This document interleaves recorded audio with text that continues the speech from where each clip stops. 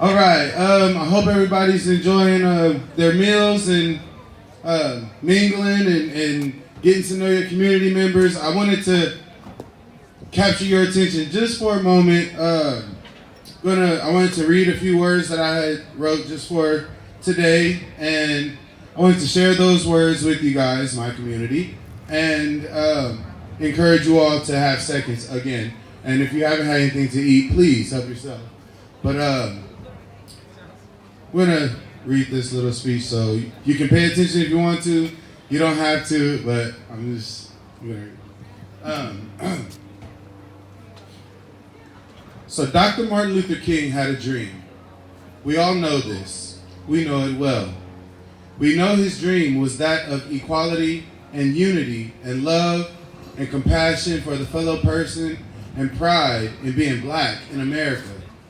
He saw a country drawn with state lines, but not segregation lines. A country where your character alone was the basis of whatever conclusion we drew from each other about the type of person we believed each other to be. Where your skin color or place of birth or income level wasn't a factor in the American experience, lifestyle, or dream. A place where if you do the crime, you do the time doesn't only apply to poor people or people of color. I imagine he dreamed of a country where law enforcement was there to protect and serve every American and not execute judgment and the death penalty behind a false sense of fear, a black youth with a gun, a toy gun, or with a cell phone, a hairbrush, cigarettes, nothing, a sense of self, their back turned fleeing, or sitting in a vehicle in front of their own home. I imagine that with all the strides forward and with the lot of progress that we have made, that Dr. King would still not quite be satisfied with where we are as a country today, especially if he paid any attention to the worldwide circus known as the Trump administration. He said before, human progress is neither automatic nor inevitable. Every step toward the goal of justice requires sacrifice, suffering, and struggle. The tireless exertions of passionate concern of dedicated individuals. And I imagine him shaking his head and muttering to himself, how have we walked so far backwards? How are my people still stuck in particular cycles of ignorance? Why did our progress slow to almost a complete stop? But he answered that question decades ago when he himself said, what is wrong in the world today is that the nations of the world are engaged in a bitter, colossal contest for supremacy. And America is not exempt, especially these days.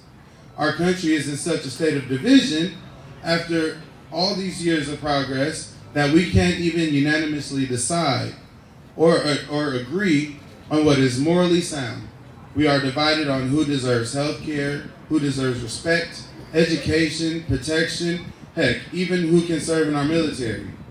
I am reminded of another Dr. King quote where he said, there comes a time when one must take a position that is neither safe, nor political, nor popular, but he must take it because his conscience tells him it's right. Boy, have we missed that mark. We seem to have come to a point where capitalism outweighs human life value, comfortability outweighs justice, and hatred outweighs compassion. But Dr. King was aware of the dangers of this and how to fix our situation for the better. He said capitalism does not permit an even flow of economic resources. With this system, a small, privileged few are rich beyond conscience, and almost all others are doomed to be poor at some level. That's how the system works. And since we know the system will not change the rules, we are going to have to change the system. And when you think about the shift of leadership and new young leaders emerging, not just in our country, but here in our own city, in Richmond, California, in the Bay Area, all over the Bay, we stand the best chances of changing that system. But we can't do that without love, without compassion, and without concern for our fellow Americans. And right here at Unity Park is a good place as any to set that bar and make the new standard of our society that of love and community and service. So as I stand here today and I look around, especially earlier, at all the diversity of those who came out this morning to our 12th annual Dr. Martin Luther King Jr. Day of Service here on the Greenway, on a holiday to serve their community through projects, through collaboration, hard work, good music, and good food, I imagine Dr. King looking at the same crowd thinking, now this looks more like my dream. This more resembles the America I hoped for my children. This is what I envisioned, the unity I dreamed of our country, the country I love, looking like. I imagine Dr. King standing up here with a great smile on his face as he gazes upon all the great people that were in attendance today. I know he would think you all are great because he stated, and I quote, everybody can be great because anybody can serve. You don't have to make your project, or you don't have to have a degree to serve. You don't have to make your subject and verb agree to serve. You only need a heart full of grace and a soul generated by love. And I don't know about you all, but all I've been seeing today were beautiful souls full of grace and love for their fellow community members. For years, Richmond has had a dark cloud of negativity, poverty, and violence, but that is because people failed to actually get to know the Richmond residents and highlight all the dopeness filling our city, mainly because we don't do this enough. Gather together as a community, get to know our neighbors, near and maybe not so close. Dr. Martin Luther King brilliantly pointed out that people fail to get along because they fear each other. They fear each other because they don't know each other. They don't know each other because they have not communicated with each other. I imagine pride glowing on his face as he stands up here, reassured of his bold stance and hope for America, recalling in his own words where he says, I have the audacity to believe that peoples everywhere can have 3 square meals a day for their bodies, education and culture for their minds, and dignity, equality, and freedom for their spirits.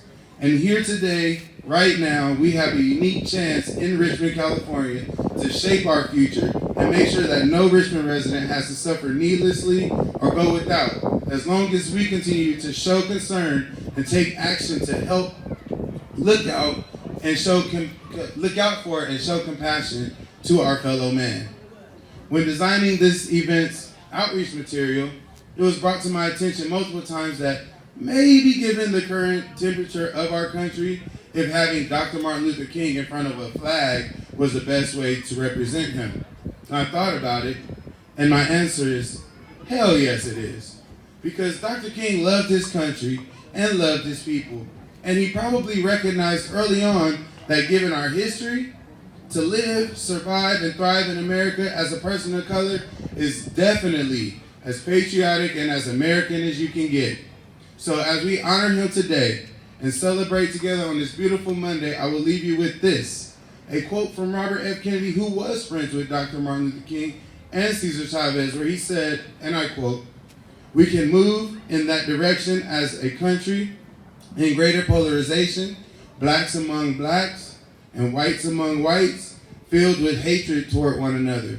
Or we can make an effort, as Martin Luther King Jr. did, to understand and to comprehend and to replace that violence, that stain of bloodshed that has spread across our land, with an effort to understand compassion and love.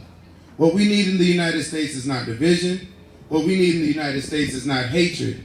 What we need in the United States is not violence and lawlessness, but is love and wisdom and compassion toward one another and a feeling of justice toward those who still suffer within our country, whether they be white, whether they be black, or any other color under the sun."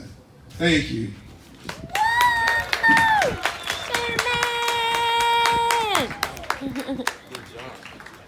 And now we can party.